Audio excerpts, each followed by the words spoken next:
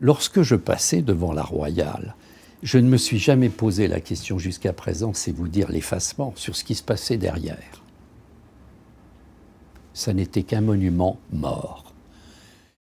Ce qui me plaît dans ce projet, c'est que ça n'est pas la défense frileuse du patrimoine. On parle toujours de défendre le patrimoine, mais ce qu'il faut, c'est pas le défendre, c'est le promouvoir.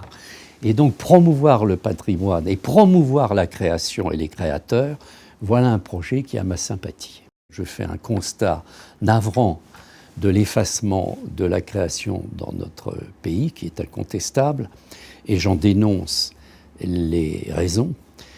Aussi, je ne peux pas être indifférent à un projet qui se veut dynamique, et qui se veut une sorte de Villa Médicis, une plateforme dans laquelle se retrouveraient toutes les composantes du marché, où se retrouveraient les collectionneurs, les mécènes, bref, une chance inouïe peut-être de redonner un prestige, dans un lieu de prestige patrimonial, historique, à notre vieux pays qui s'est endormi peut-être un peu ces dernières années, alors que nos artistes n'ont pas du tout démérité.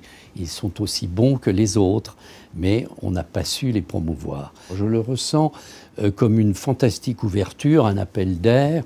Je viens d'une profession qui a joui d'un monopole depuis 5 siècles, n'est-ce pas? Un étouffement de 5 siècles. J'ai souffert, moi, de cette espèce de conservatisme autour du marché de l'art.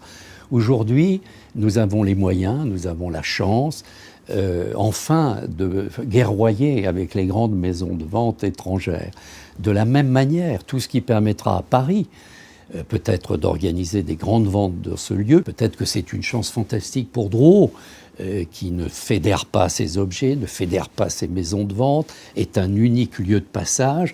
Peut-être que cela donnera l'envie à mes confrères d'extraire les meilleurs lots qu'ils possèdent dans l'année pour les vendre là, ensemble, tous ensemble. Je suis dans mon rôle d'apporter ma crédibilité, mon expérience et une sorte de foi qui me porte alors que j'arrive au terme de ma vie professionnelle. Je serai content de voir que Paris se dépoussière un peu et met les voiles.